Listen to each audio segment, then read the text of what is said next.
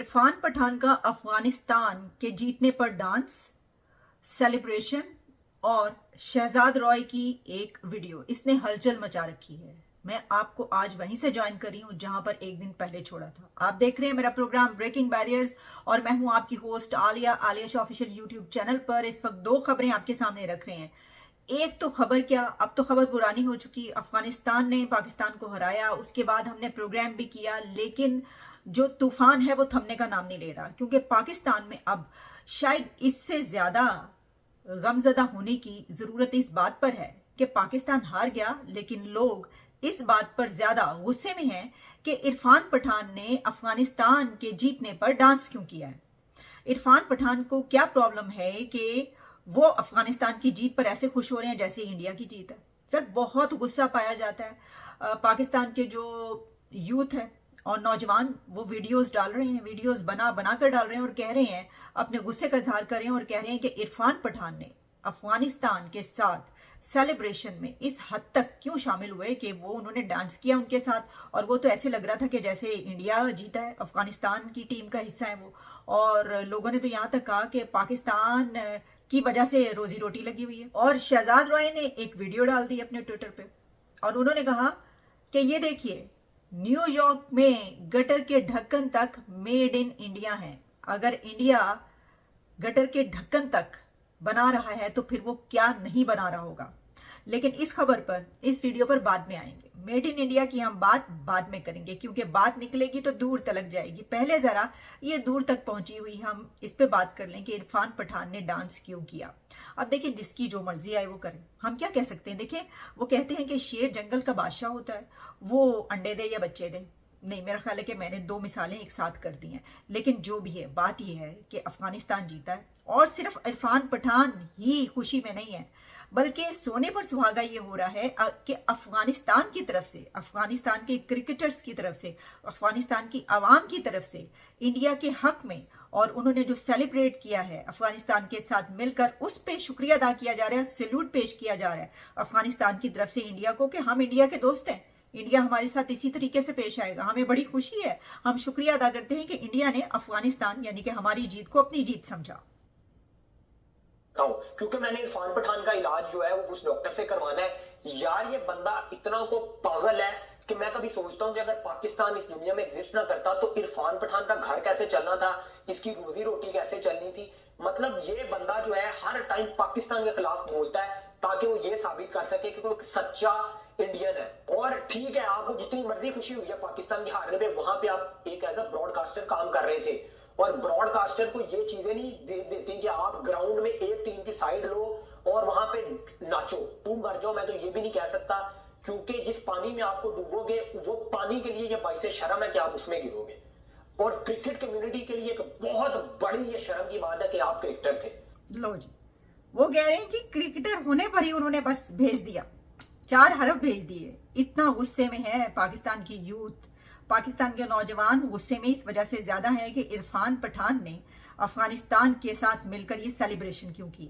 अब देखिए, अगर आप दोनों कंट्रीज के यानी कि पाकिस्तान और इंडिया के रिलेशंस कभी अच्छे होते तो फिर तो बनता था कि भाई हम एक साथ हैं, हम हमारे जो नेबर्स हैं वो हमारे साथ हैं, क्यों आप इस तरह कर रहे हैं। आपने उनके साथ मिलकर अफगानिस्तान के साथ रल गए, तुसी अफगानिस्तान नाल रल गए हो। ये तो आपका कहना उस वक्त बनता था कि जब आप कभी रले होते इंडिया के साथ, आपको क्या प्रॉब्लम है।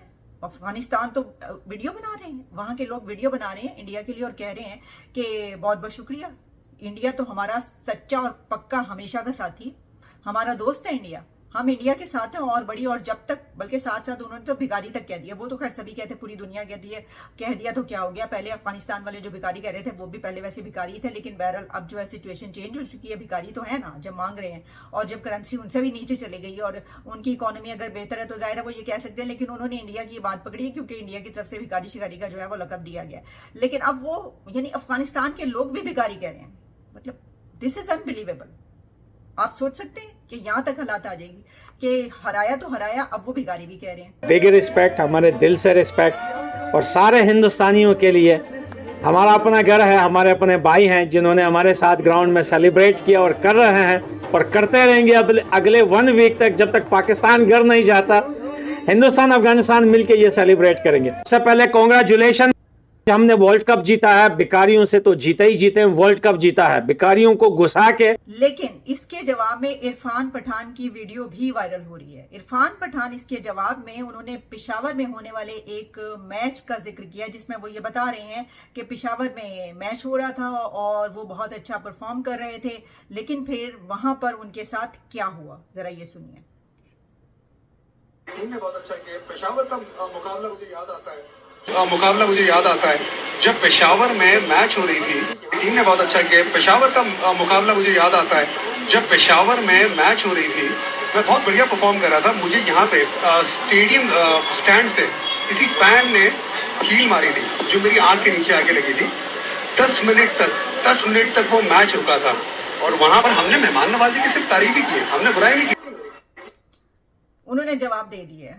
उन्होंने ये कहा है कि वो पेशावर में खेल रहे थे और बहुत अच्छा खेल रहे थे, लेकिन वहां पर अवाम की तरफ से, यानी जो ऑडियंस होती है उनकी तरफ से एक कील फेंका गया जो उनकी आंख पर आकर लगा और उससे उनकी आंख जाया भी हो सकती थी, लेकिन फिर भी उन्होंने वहां की मेहमान नवाजी की तारीफ की, उसके ऊपर कुछ नहीं कहा। यानी उनका कहने का मकसद ये है कि वो इस वक्त अगर अफगानिस्तान की तारीफ कर रहे हैं तो कभी ऐसा भी हुआ था कि पेशावर में उनके साथ कुछ अच्छा वाकया पेश नहीं आया, उनके साथ कोई इतनी इज्जत अफजाई उनकी नहीं की गई थी, लेकिन फिर भी उन्होंने वहां की बात तारीफ ही नहीं की, उन्होंने उसकी अच्छाई ही बयान की थी, वहां की हॉस्पिटैलिटी की उन्होंने तारीफ की थी। वो हार गया। अब वो अफगानिस्तान अगर जीत गया तो उसकी टीम तो देखिए उन्होंने इंग्लैंड को भी हराया। ये आपको ऐसा लग रहा है कि अफगानिस्तान की टीम अच्छी नहीं है? अफगानिस्तान की टीम बहुत अच्छी तस्वर की जा रही है और उन्होंने काफी अच्छी अच्छी टीम्स को हराया है। तो पाकिस्तान की टीम तो आप जानते हैं जो हालात व वाकयात हुए हैं, अब भूल जाएं आप छोड़ दें कुछ देर के लिए। जरा बढ़ते हैं आगे। सर दूसरी खबर जो है वो भी वायरल हो रही है और हुआ कुछ यूं है कि जो शहजाद रॉय साहब हैं वो उन्होंने एक ट्वीट की, न्यूयॉर्क में खड़े हैं और वहां पर उनके सामने एक गटर है और वो ये बता रहे हैं कि ये देखिए यहाँ पर गटर के ढक्कन पर भी मेड इन इंडिया लिखा है। तो अगर इंडिया गटर के ढक्कन तक बना रहा है तो सोचिए कि क्या कुछ नहीं बना रहा।